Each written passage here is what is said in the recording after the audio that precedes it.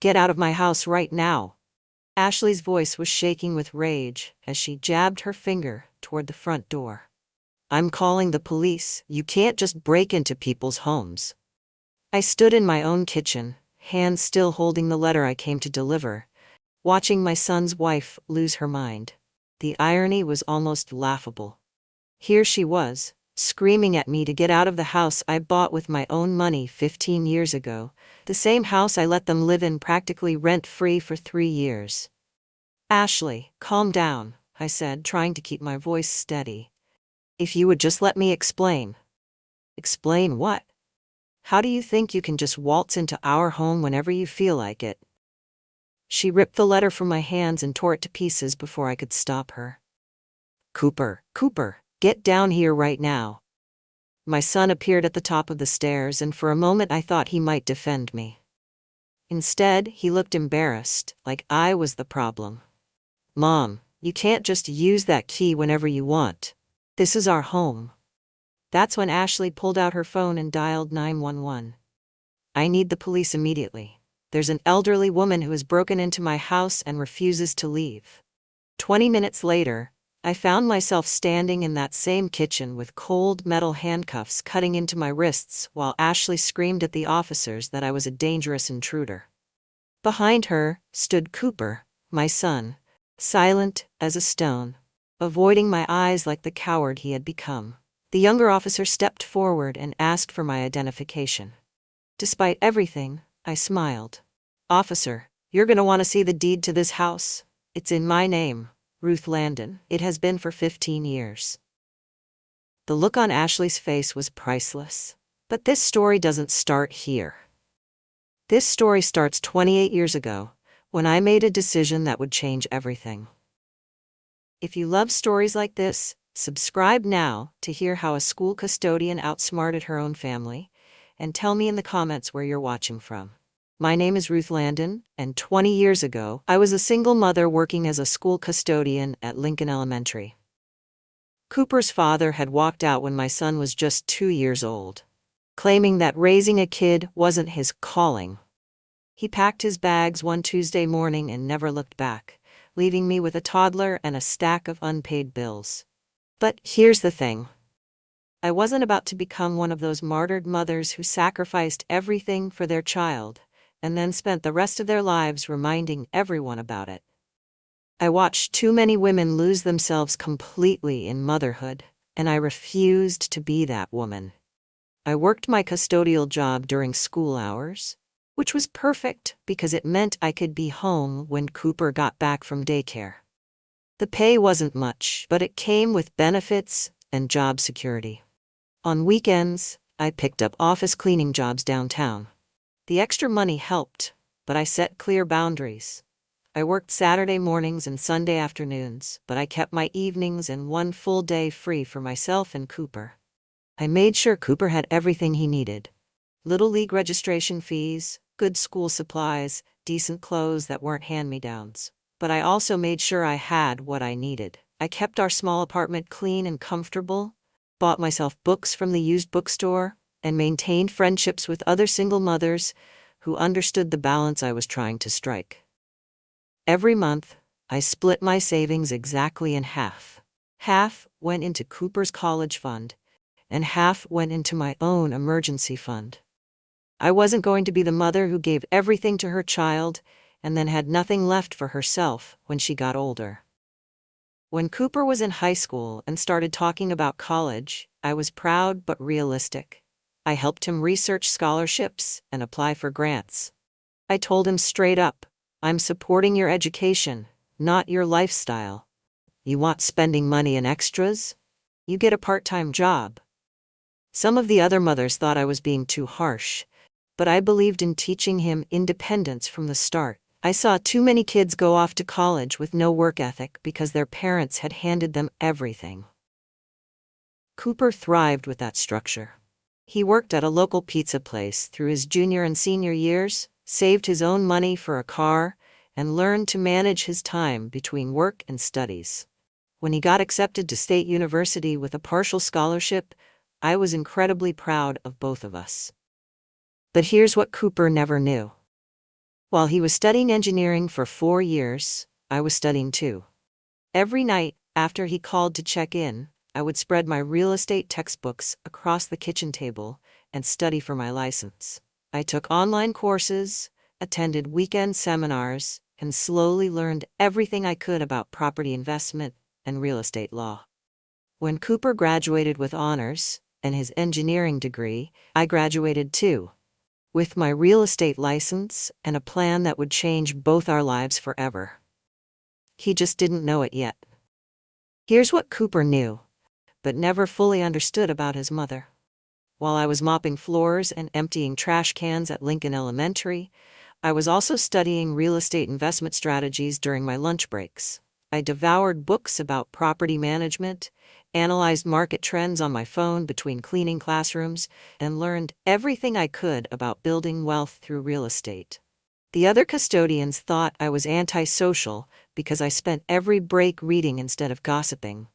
But I had bigger plans than they could imagine. Those years of studying while working weren't easy. I would finish my shift at 3:30, pick up Cooper from after-school care, help him with homework, make dinner, and then spread real estate books across our tiny kitchen table. I memorized property laws, studied financing options, and learned to read market reports like they were bedtime stories. Cooper would fall asleep to the sound of me highlighting passages about cap rates and cash flow analysis. 6 months after getting my license, I made my first move. I bought a small duplex in a decent neighborhood for $38,000.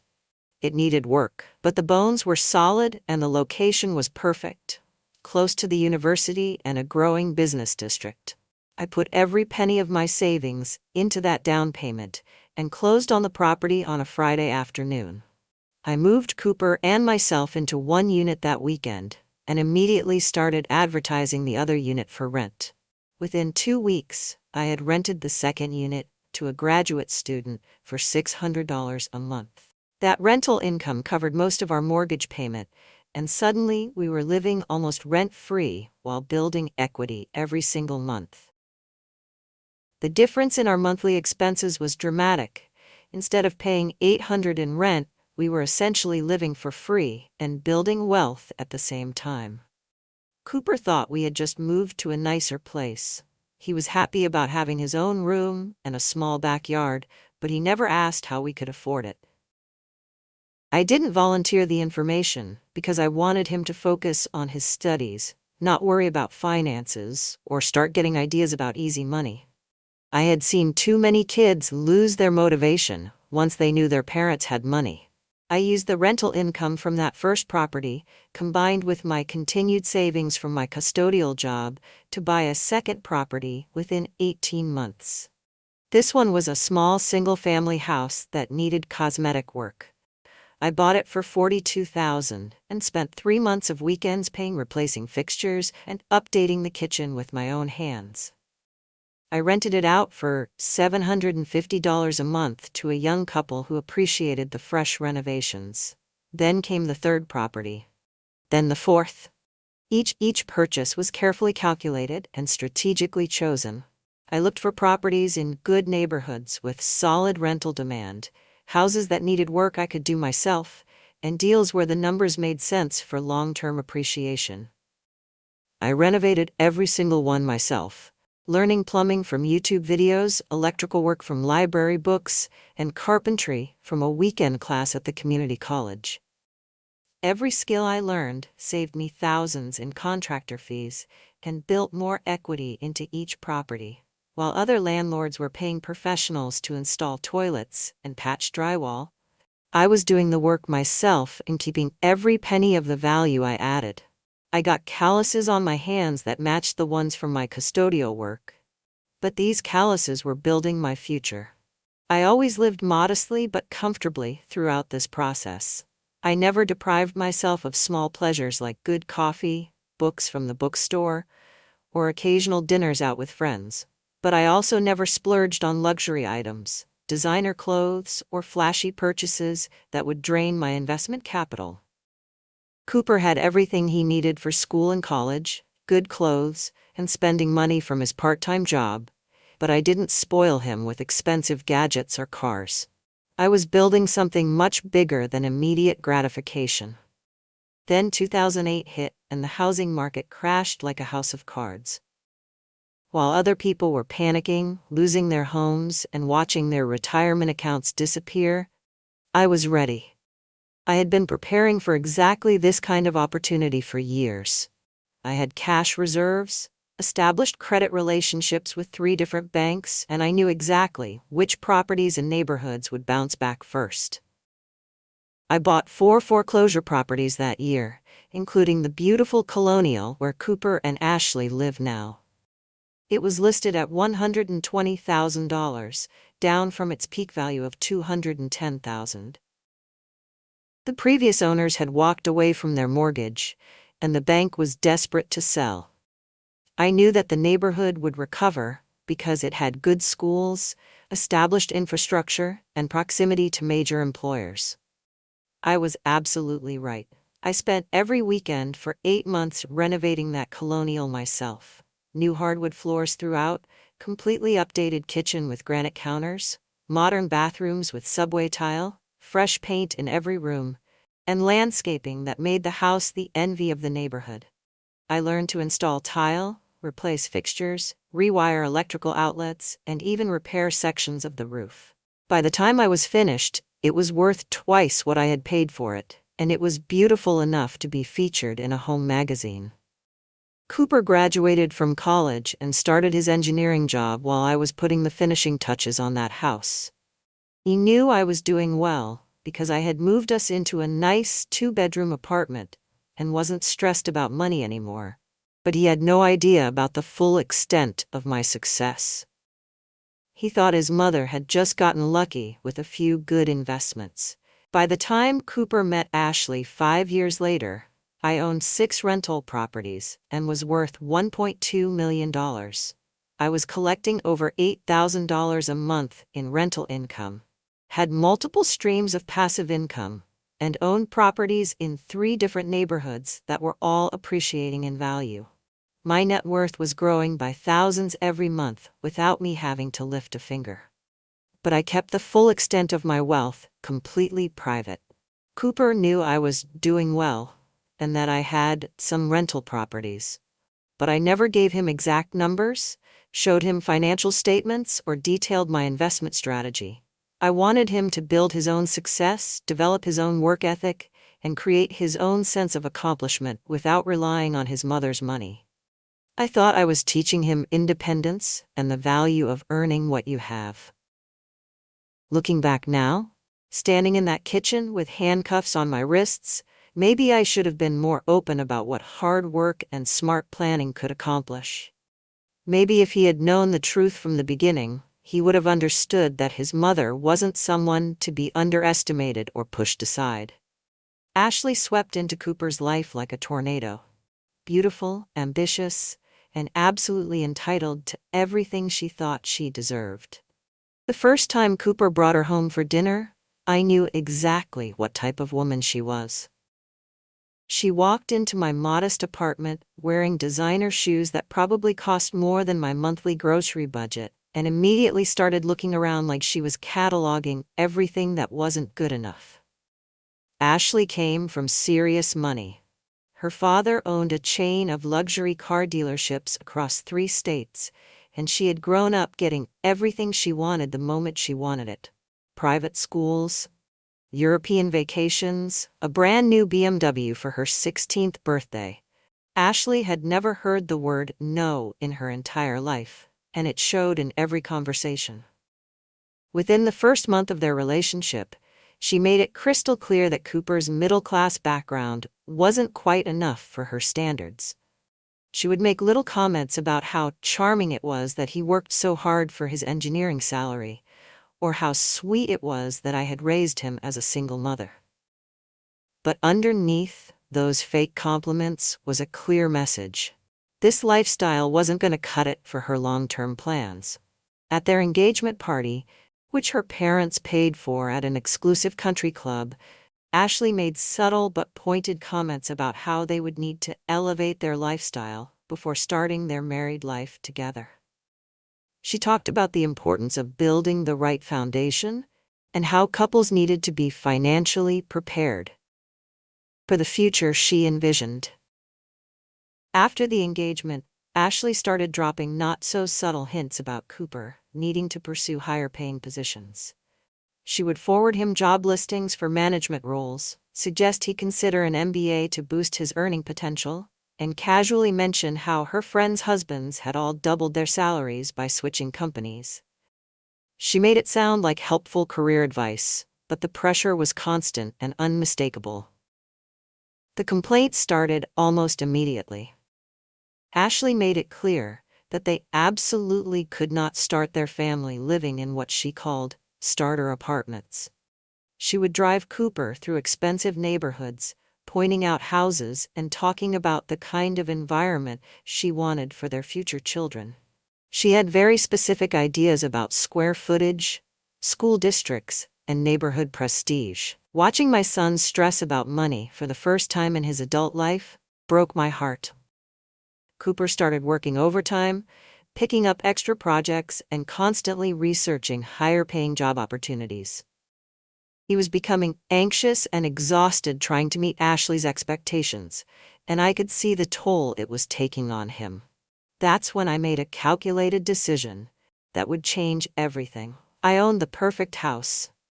The beautiful colonial I had renovated myself after buying it during the foreclosure crisis. It was in an excellent neighborhood with top-rated schools, exactly the kind of place Ashley had been hinting about. The house was worth $3,200 a month in rental income, but I decided to offer it to Cooper at a significant discount. I told Cooper I would give him a family discount of $1,800 monthly. I presented it as a favor from his mother, who wanted to help him get established, and I made sure Ashley understood that this was a special arrangement because Cooper was family. The rent was almost half of what the property was actually worth, but they didn't need to know those numbers. Cooper was grateful, but also incredibly proud. He insisted on paying every single month exactly on time. Often a few days early. He would hand me the rent check personally and thank me for helping them afford such a beautiful home. Ashley seemed satisfied that they were finally living somewhere that met her standards, and the constant pressure about housing costs finally stopped. What neither of them knew was what I did with their rent money every month. I put it directly into investment accounts. Half went into a college fund for their future children, and half went into my own retirement portfolio. I was essentially letting them live in my property for free while using their payments to secure both their future and mine. They thought they were paying rent, but I was actually just moving their money from one account to another, building wealth for our entire family without them having any idea what was really happening. The first red flag appeared at Christmas dinner 2 years ago. We were sitting around their dining room table, my dining room table, technically since I owned the house, when Ashley made a comment that stopped me cold. She was talking about holiday traditions and family planning when she suddenly turned to me with this sickeningly sweet smile and said, "Ruth, you're so lucky to have Cooper looking out for you as you get older." The way she said it made my blood freeze. She was implying that I was already some kind of burden who needed looking after. Despite the fact that I lived comfortably in my own apartment, drove a reliable car, and had never asked them for a single thing. She said it with this fake concern in her voice, like she was already mentally planning out my dependence on them. What made it worse was Cooper's reaction. He didn't correct her assumptions or defend me. He just smiled and nodded like Ashley had said something perfectly reasonable. My own son sat there and let his wife talk about me like I was already 1 foot in the nursing home, completely clueless about the fact that I was financially supporting both of them. After that dinner, the subtle exclusions began. Birthday parties for Ashley's friends were planned without consulting me about dates or times. If I had a conflict, too bad. The plans had already been made. Holiday schedules were built entirely around her family's availability, while my preferences were treated as an afterthought. Christmas Eve with her parents was mandatory, but Christmas Day with me was negotiable. When I brought housewarming gifts for different rooms, or offered to help with yard work, Ashley started acting like I was overstepping boundaries. She would make comments about how I was trying too hard to be involved in their lives, as if a mother wanting to spend time with her son was somehow inappropriate. She would accept my gifts with this strained smile, and then make jokes about how I was playing house in their space. The passive-aggressive comments became a regular thing. Ashley would talk about how some mothers had trouble letting their adult children have independence. She would make observations about how older people sometimes got lonely and tried to insert themselves into younger couples' lives. Every comment was delivered with a sweet tone and a concerned expression, but the message was crystal clear. I was being categorized as a potential problem that needed to be managed. The exclusions got more obvious over time. They would make weekend plans and mention them casually on Sunday night, after everything was already over. "Oh, we had such a fun time at the farmer's market yesterday," Ashley would say, knowing perfectly well that I loved farmers markets and would have enjoyed being invited. "We should all go together sometime," she would add, with no intention of ever following through. Holiday plans became particularly telling. Ashley's family had elaborate Easter brunches, 4th of July barbecues, and Thanksgiving celebrations that Cooper was expected to attend. My family traditions, the ones Cooper had grown up with, were suddenly too much work or not really their style anymore. I watched my son disappear into Ashley's family orbit while I became an occasional visitor in his life. 3 months ago, I overheard a phone conversation that changed everything. I had stopped by to drop off some homemade soup for Cooper, who had been fighting a cold. Ashley was on the phone in the kitchen, and I could hear her voice clearly from the hallway. She was laughing, actually laughing, about how Cooper's mother was getting so clingy and would probably expect them to take care of her when she got older. "She's not even that old," Ashley said to whoever was on the other end, "but she acts like we owe her everything. Like just because she raised Cooper, we're supposed to revolve our lives around her." I stood there frozen, listening to my daughter-in-law mock the woman who was secretly subsidizing her entire lifestyle. The woman who owned the house she was standing in, who invested her rent payments for her future children, who sacrificed and saved and built wealth that benefited their entire family. "I swear," Ashley continued, "if she starts hinting about moving in with us or needing help, I'm going to lose it. Cooper needs to set some boundaries before this gets out of hand." That conversation told me everything I needed to know about how Ashley really saw me. Not as Cooper's mother who deserved respect, not as family who earned a place in their lives, but as an aging inconvenience who might someday become their problem. To see how this story ends and what happened when Ashley discovered the truth about who she was really dealing with, make sure you subscribe because you won't believe what comes next. And let me ask you, have you ever been completely underestimated by someone who should have known better? Share your story in the comments below. Last month, I decided to test their true colors once and for all. I heard enough passive-aggressive comments, witnessed enough subtle exclusions, and endured enough fake concern to know exactly where I stood in their minds. But I wanted concrete proof of just how deep their assumptions about me really went. And I wanted to see if there was any genuine love or respect left underneath all the condescension. So I set up a little experiment that would reveal everything I needed to know about my son and his wife. During one of our regular Sunday dinners at their house, my house technically, I casually brought up the topic of my future living arrangements. I had been thinking about this conversation for weeks, planning exactly how to phrase it to get the most honest reaction possible. Over dessert, I mentioned that I was considering downsizing my current living situation and was looking into retirement communities in the area.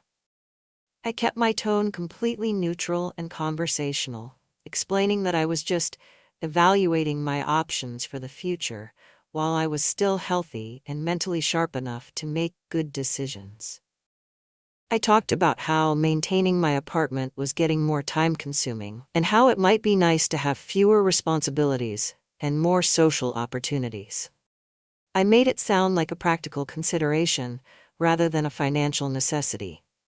What I was really doing was testing whether Cooper would ask the obvious questions any caring son should ask. Would he inquire about my finances and whether I could afford such a move? Would he offer to help me research facilities or assist with the transition? Would he show genuine concern about his mother making such a major life change? Would he even ask if this was something I actually wanted to do, or if I was feeling pressured by circumstances? The reaction I got told me everything I needed to know about how they really saw me. Instead of concern or questions, Ashley's eyes immediately lit up like she had just received the best news of her entire year. She got so visibly excited about the prospect of me moving to senior living that she could barely contain her enthusiasm.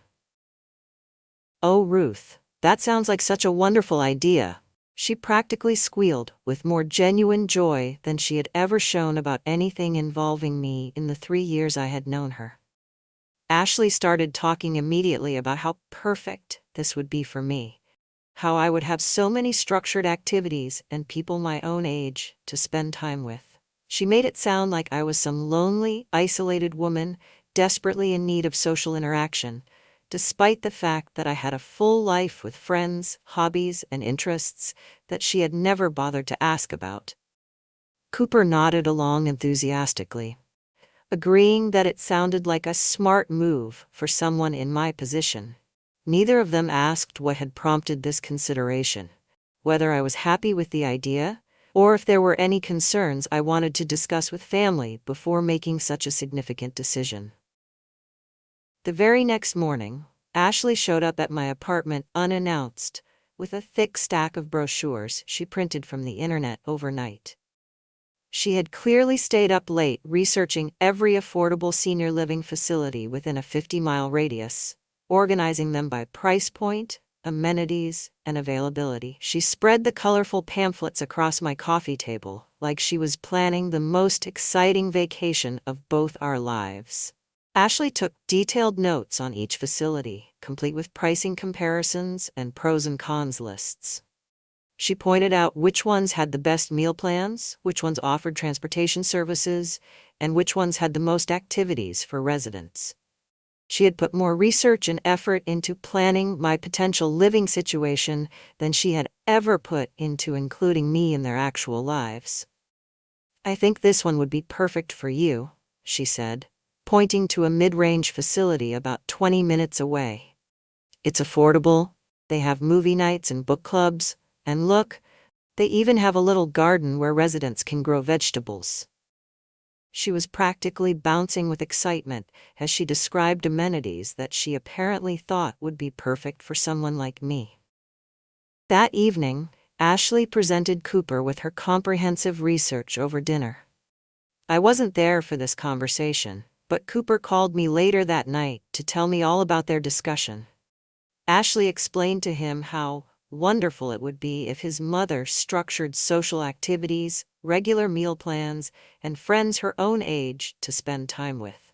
She talked about the peace of mind it would give them both to know I was in a safe, supervised environment with medical staff nearby in case of emergencies. Ashley also mentioned how much easier it would be for them to maintain their relationship with me if I was in a facility with regular visiting hours and scheduled activities.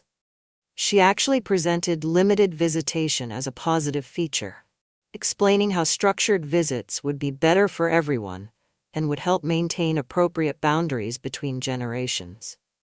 Cooper's response was even more telling than Ashley's enthusiasm. He agreed that the whole thing sounded practical and sensible for someone in my situation. That was the word he used, practical. Not caring, not loving, not concerned about his mother's happiness or well-being, but practical. He talked about how it would solve a lot of potential problems down the road, and how it was smart planning for the future. Throughout this entire conversation, neither Cooper nor Ashley asked a single question about my financial situation. They never wondered whether I could actually afford the monthly fees at these facilities, which ranged from $1,800 to $4,000 per month. They never offered to help with moving costs, security deposits, or transition expenses. They simply assumed that I was somehow managing my finances appropriately. Or perhaps they assumed I would figure it out on my own.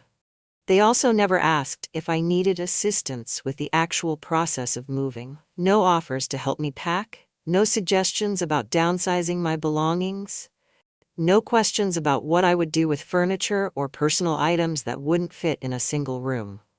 They were so focused on the end result, getting me settled somewhere else, that they completely ignored the practical realities of making such a major life change. What struck me most was how eager they both were to get me established in an institutional setting with built-in limitations on our interactions. Ashley kept talking about how nice it would be that I would have scheduled activities to keep me busy, implying that my current life was somehow empty or unfulfilling. She seemed genuinely excited about the prospect of me being occupied with other people and other activities, so that I would be less likely to expect attention from them. That night, after Cooper's phone call filled me in on all the details of their conversation, I sat alone in my comfortable apartment and faced the devastating truth about my relationship with my son and his wife.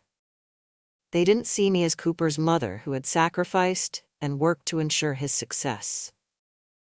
They didn't see me as a family who deserved respect, inclusion, and consideration in major decisions affecting our relationships. They saw me as a burden waiting to happen, an aging problem that needed to be managed efficiently before it became inconvenient for their lifestyle.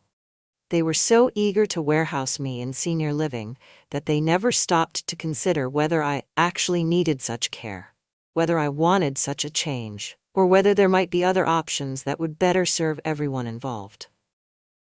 The irony was almost unbearable. The woman they were trying to shuffle off to budget senior housing was actually the owner of the house they lived in, the secret subsidizer of their entire lifestyle, and someone with more financial resources than they could imagine. They were making plans to manage my decline while living rent-free in my property and benefiting from my investment strategies without having any idea what was really happening. I realized that night that this situation had moved far beyond issues of respect or family dynamics. This was fundamentally about truth and honest relationships. Cooper and Ashley had built their entire interaction with me on completely false assumptions about who I was, what I needed from them, and what my actual situation looked like. They created a narrative where I was the grateful, dependent mother who should be thankful for whatever minimal attention and consideration they chose to give me. In their minds, I was already sliding toward dependence and irrelevance, and their job was to manage that decline as smoothly as possible while protecting their own interests and lifestyle. I was tired of living this lie. I was exhausted from watching them make condescending plans for my future based on complete ignorance about my actual circumstances. If they wanted to treat me like a burden who needed to be efficiently managed and conveniently housed, then it was time for them to learn exactly who they were dealing with and what they stood to lose by underestimating me so completely. That night, I called my lawyer and had him prepare formal eviction notices for the Colonial House. This wasn't about revenge or punishment. This was about forcing the truth into the open and making them confront the reality of our actual relationship. I was done subsidizing people who saw me as a problem to be solved rather than family to be respected. Yesterday, I decided it was time to end this charade once and for all. I used my key to enter the house, my house, around 2 p.m. when I knew Cooper would be at work. I wasn't there to snoop or cause drama. I was there to leave a carefully written letter that explained everything they needed to know about our real situation before we had what was inevitably going to be a very difficult conversation. The letter laid out the truth in simple, clear terms. I explained that I owned the house they had been living in for 3 years, that I had been charging them less than half of market rate, and that their rent money had been going into investment accounts for their future and mine. I detailed my actual financial situation, my property portfolio, and the fact that I had been secretly sorting their lifestyle while they made plans to ship me off to budget senior living. I wanted them to read it privately first, to process the information without the pressure of an immediate face-to-face confrontation. I thought if they had time to absorb the facts, we might be able to have a rational conversation about moving forward.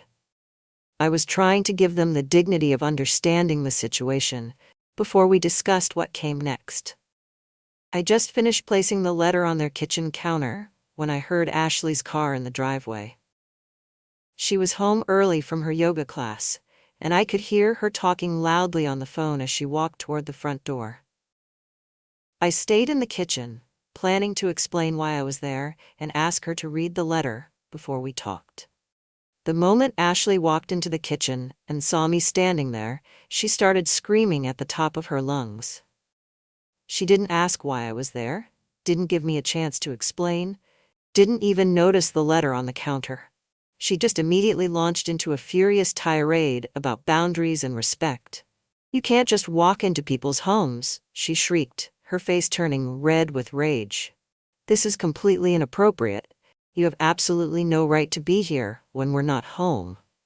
She was so angry that she was actually shaking, pointing her finger at me like I was some kind of criminal who had broken into her house. Ashley called me inappropriate and accused me of boundary crossing, behavior that was completely unacceptable for a mother-in-law. She said I was violating their privacy and acting like some kind of stalker who thought I could just come and go whenever I pleased. The irony of being lectured about boundaries in my own house by someone who had spent 3 years disrespecting me was almost overwhelming. When I tried to calm her down and show her the letter I had brought, Ashley completely lost control. She grabbed the letter from my hands and ripped it into pieces before I could stop her, throwing the shredded paper across the kitchen floor like confetti. "I don't want to read your excuses," she screamed. "Nothing gives you the right to just walk into our home." "Cooper!" Ashley yelled toward the stairs, her voice echoing through the house. "Cooper! Get down here right now. Your mother thinks she can just come and go as she pleases. She's completely lost her mind." She was screaming so loudly that I was sure the neighbors could hear her through the windows. Cooper appeared at the top of the stairs within seconds, and for just a moment I thought he might defend me. I thought he might ask what was happening, tell Ashley to calm down, or at least give me a chance to explain why I was there.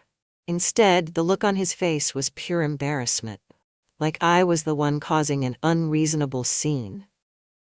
"Mom," Cooper said, walking down the stairs with this tone of exasperated patience, "you can't just use that key whenever you want. This is our home." He said it like he was talking to a child who had misbehaved, like I needed to be taught basic social boundaries. My own son was lecturing me about respecting property rights in my own house. Cooper didn't ask why I was there, didn't try to understand what had prompted this visit, didn't even seem curious about the torn pieces of paper scattered across his kitchen floor. He just automatically took Ashley's side and treated me like the problem that needed to be managed and corrected. Ashley was still screaming about privacy and boundaries when she pulled out her phone and dialed 911. "I need police immediately," she said, her voice now artificially calm for the dispatcher. "There's a woman in my house who refuses to leave. She used a key to get in while we weren't home, and now she won't go." I stood there listening to Ashley describe me as some kind of dangerous intruder to the police, while Cooper nodded along, like this was a perfectly reasonable response to finding his mother in their kitchen.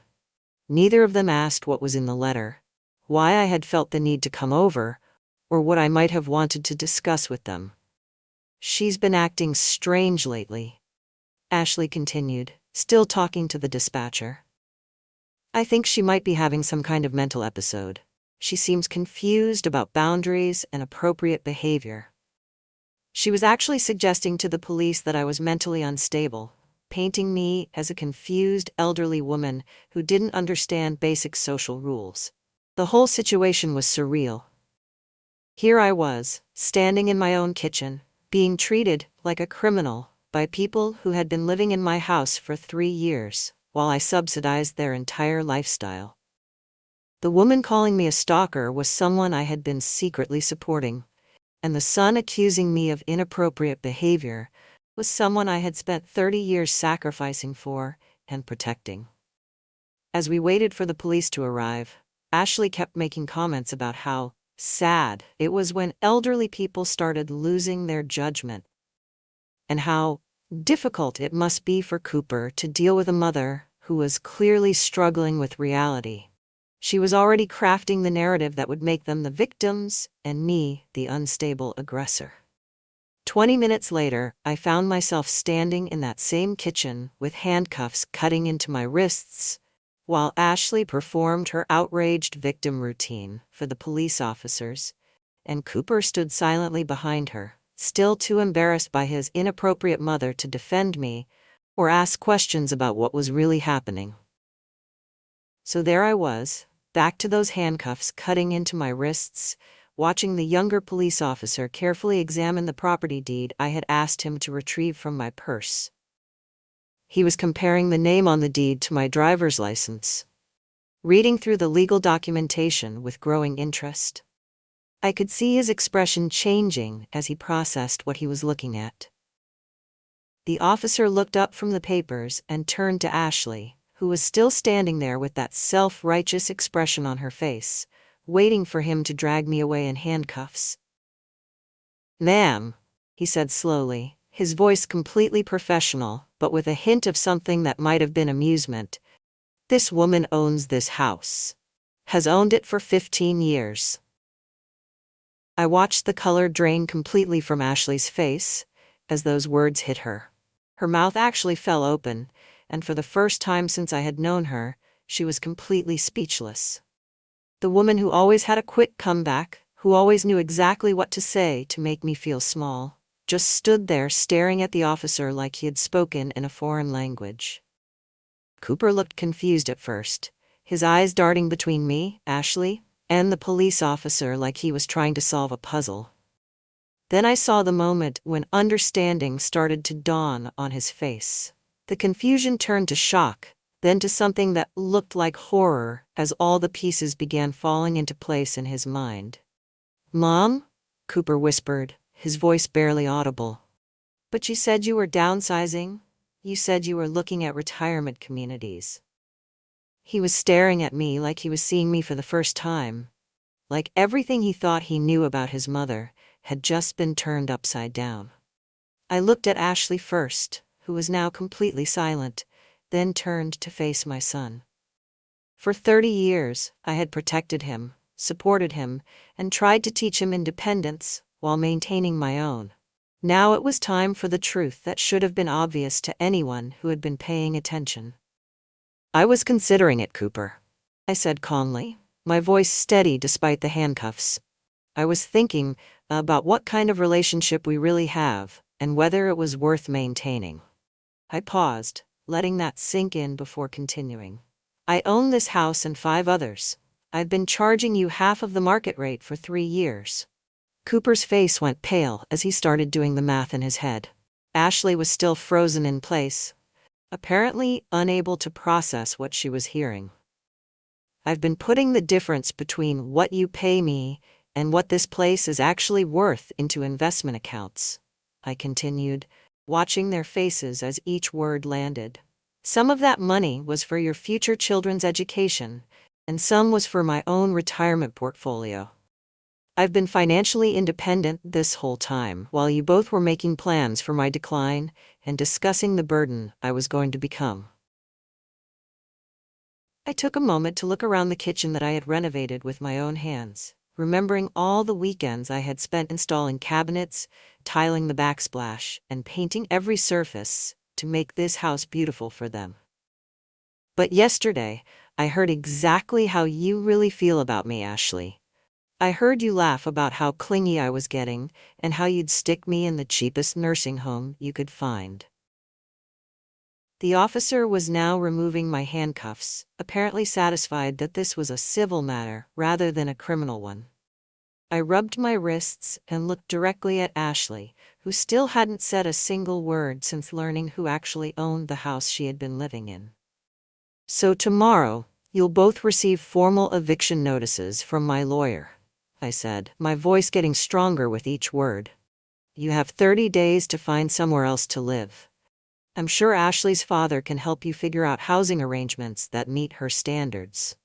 Ashley finally found her voice, but all that came out was a strangled, but you can't, before she trailed off, apparently realizing that I absolutely could, and was definitely going to do exactly what I had just said. I turned back to Cooper, who was still staring at me with this expression of complete shock, mixed with what might have been the beginning of understanding about how badly he had misjudged the situation. And Ashley? I said, looking directly at my daughter-in-law one final time. Next time, you want to call someone a burden or make jokes about sticking them in cheap nursing homes, make sure you know who you're talking about. Make sure you're not talking about the person who owns the roof over your head. The kitchen was completely silent, except for the sound of the police officers gathering their things and preparing to leave. Ashley and Cooper just stood there, still processing the fact that their entire reality had just been completely turned upside down in the span of 5 minutes. As the officers left and I prepared to walk out of my own house, I looked at my son one last time. I spent 30 years teaching you to be independent while staying independent myself, Cooper. It took one phone call to the police to teach you the difference between supporting family and being taken for granted. I walked toward the front door, leaving them standing in the kitchen of the house that would no longer be theirs in 30 days. For the first time in 3 years, I felt like Ruth Landon again. Not Cooper's dependent mother or Ashley's burden, but the woman who had built an empire while everyone around her assumed she was barely getting by. If you enjoyed this story, like, subscribe, and share with others so they can learn too. See you in my next story.